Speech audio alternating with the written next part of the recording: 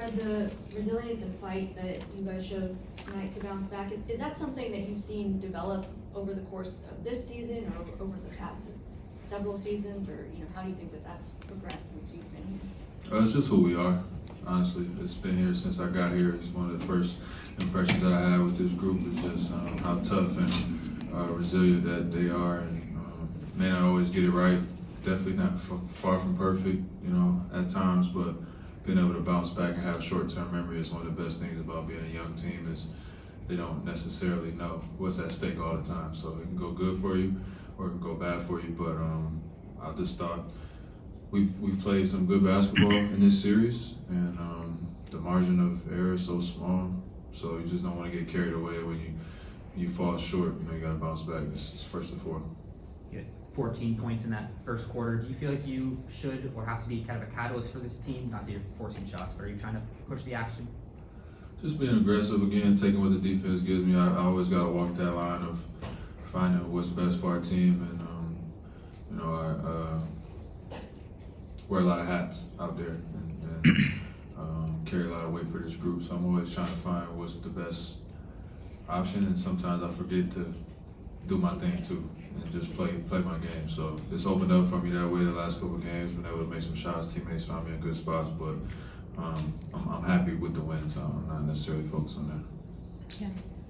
Fred, can you talk about that a little more? You said you wear a lot of hats. We know that you kind of keep things in order, but just how much you work with the young guys, and you've seen them really grow just in this series, each game being many of their first playoff series.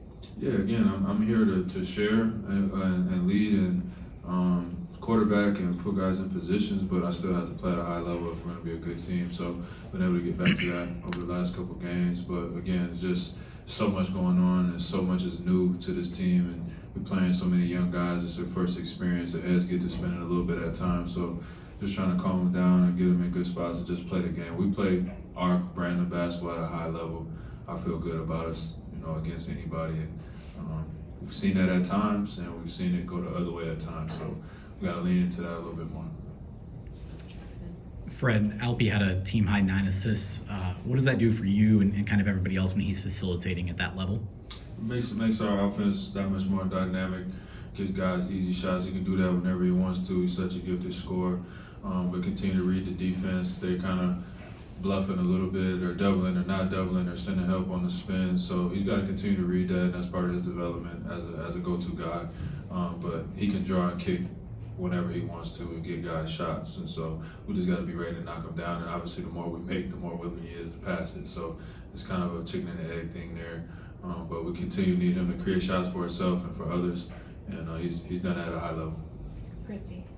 Fred, as a seasoned playoff veteran, was there anything you said to the guys or anything you did to help them respond in the way they did with their backs against the wall? No, just keep them focused. I think the biggest thing to do is to dive into the film, watch your minutes, watch your plays, see where you can be better, and keep everything light and fresh and confident, and understand that we have played good basketball. It's not like we're getting our ass kicked the whole time. We've 2 runs there in the last game. Free throws. I'm not going to go down the list of all the things and how close it's been, but we haven't come out on top the way we want to, and we got to find ways to win late. Fred, how much did you see in Thompson taking this game personal tonight? Yeah, again, I know he hasn't played up to the level where he wants to. He's another guy that's trying to figure it out. They're throwing a lot of different things out of different coverages, different players, personnel. He's trying to find his way, but I think he found something late in the last game of getting downhill, being aggressive, being in attack mode, and when he gets his feet under him and he finds his rhythm and gets his imprints on the game, you see what it looks like, and he was able to do that tonight. So we need him obviously in attack mode and super aggressive. He gets mad anytime anybody scores on him. So, he's always taking that matchup personally, and he's obviously a huge part of what we do. Fred, you've talked about the fact these guys are learning on the job right now and what to expect game 1 and 2 and then go on the road. What do they have had to have learned now going back on the road to deal with it a little bit better game 6?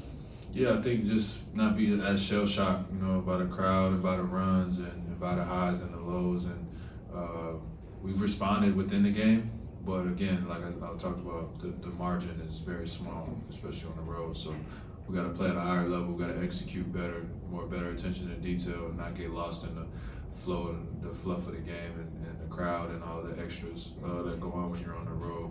And the more we can kind of hunker down and stay a tight knit group and communicate at a high level and follow the game plan, I think we'll be all right. Fred, one of the things that it seems it works for you guys when your spacing's good. Mm-hmm. What really goes into some games it works and some games it just it's just not. Yeah, that's a great question. Something that we talk about every day. Something that we continue to do. And sometimes when you watch the film, you just find yourself, wondering what the hell we're doing at times.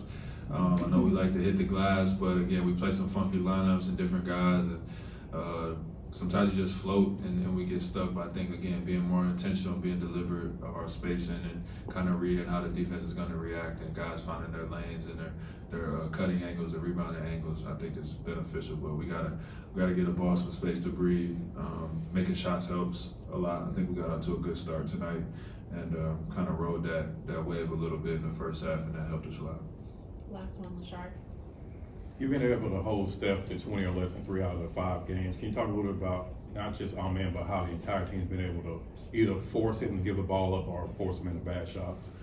Yeah, he's obviously that's a 5-man job at all times. The way he's moving without the ball, our man is taking the brunt of that matchup. So being able to pick him up full court, you want to keep a body on him at all times, keep size on him. If he drives, we're helping. He's a willing passer, so when you send 2, he's going to pass. We want to get out of his hands. Just, again, make his life difficult as possible. He's hard to keep under, 20. He usually finds a way to shake free for a couple. I think he had about 11 in a row there, and it was at the second quarter, I think, when he shook free. So he's a tough cover for sure, but it's a 5-man job. Your antenna's got to be up at all times. And, again, the more we can keep a body on him, keep size in front of him, and just try to contest and send help as much as possible.